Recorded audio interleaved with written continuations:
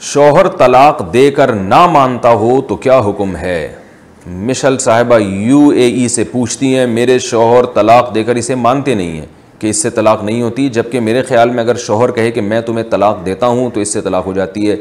اس طرح وہ مجھے 3 دفعہ طلاق دے چکے ہیں، مگر ان کے حساب سے ایک ہی دفعہ انہوں نے سیریس میں کہا تھا، اس بارے میں رہنمائی فرمائیں۔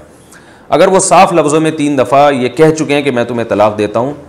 تو مشل صاحبہ آپ کے لیے اپنے شوہر کے ساتھ رہنا بالکل حرام ہے، ناجائز ہے۔ وہ سیریسلی انہوں نے کہا ہو یا سنجیدگی سے کہا ہو، صاف حدیث ہے ثلاث جدہن جد وہزلہن جد۔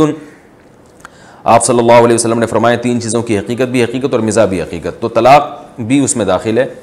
کہ طلاق مزاح میں بھی دی جائے، اس میں آدمی سیریس نہ بھی ہو تو طلاق ہو جاتی ہے۔ شریعت نے سد باب کیا ہے، ورنہ کل لوگ مذاق بنا لیں گے، طلاق دے کے کہیں گے میں تو مذاق کر رہا تھا۔ تو اس لیے اگر 3 دفعہ آپ کے شوہر نے کہا ہے تو وہ نہ مانیں، ان کے نہ ماننے سے کچھ نہیں ہوتا، آپ اپنے شوہر پر حرام ہو گئی ہیں اور آپ کے لیے لازم ہے کہ آپ ان سے فوراً علیحدگی اختیار کر لیں۔